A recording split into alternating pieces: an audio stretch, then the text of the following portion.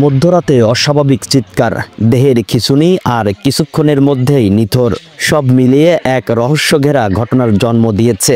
ঘটনাটি কুষ্টিয়া শহরের কালীশঙ্করপুর এলাকার বাঁধন ছাত্রাবাসে।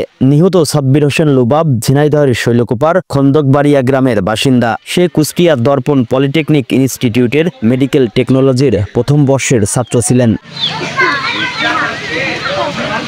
জানা যায় সাব্বির ও তার রুমমেট অনেক প্রতিদিনের মতো রাত 11টার দিকে ঘুমিয়ে পড়ে। তবে হঠাৎ রাত আনুমানিক 12:30টার দিকে আতঙ্কিত ও বিকট চিৎকারে ঘুম ভাঙে অনেকের। ঘুম ভেঙেই অনেক দেখতে পান সাব্বির বিছানায় অস্বাভাবিক অঙ্গভঙ্গি করছে, দিচ্ছে না কোনো জবাব। ভয় পেয়ে সে ছাত্রাবাসের অন্যদের ডেকে তোলে। ছাত্ররা পানি ঢালা সহ তাৎক্ষণিক চেষ্টা চালিয়ে ব্যর্থ হলে দ্রুত তাকে কুষ্টিয়া জেনারেল হাসপাতালে নেওয়া হয়। কিন্তু সেখানে নিয়ে গেলে কর্তব্যরত চিকিৎসক তাকে মৃত ঘোষণা করেন। মৃত্যুর কারণ হিসাবে স্লিপে লেখা হয় অক্সিজেন স্বল্পতায় দেহে নীলাভ রং ধারণ করা। তার এমন আকস্মিক মৃত্যু ঘিরে ছাত্রাবাসে নেমে আসে চরম বিভ্রান্তি আর রহস্য। রাত্রে একটার সময় আমার ফোন আসে, আমার ভাগ্নে অসুস্থ, প্রচন্ড বৃষ্টি। ওই সময় আমি আসলে কি করবো কিছু বুঝতে পারছি না। পরে আমার ভাতিজাকে ওখানে পাঠায় জানতে পারে যে ওখানে ওর খাইটায় বন্ধুদের সাথে কথাবার্তা বলে ঘুমাইছে।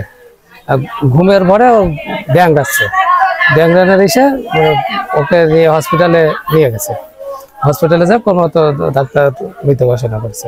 পুলিশ সূত্রে জানা যায় মৃতদেহে কোনো বাহ্যিক আঘাতের চিহ্ন পাওয়া যায়নি। ময়নাতদন্তের রিপোর্টে প্রকৃত কারণ জানা যাবে বলে জানান।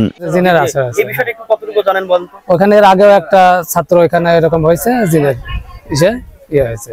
এদিকে স্থানীয় সূত্র বলছে কালীশঙ্করপুর এলাকার কয়েকটি ছাত্রাবাসে এর আগেও অদৃশ্য ছায়ার উপস্থিতি নিয়ে নানা গুঞ্জন চলছিল।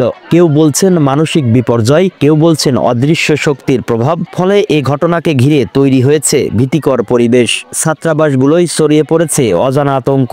ঘটনার পেছনে নিছক শারীরিক জটিলতা, মানসিক ধাক্কা নাকি অদৃশ্য কোনো শক্তির থাবা, এই প্রশ্ন এখন ঘুরপাক খাচ্ছে এলাকা জুড়ে।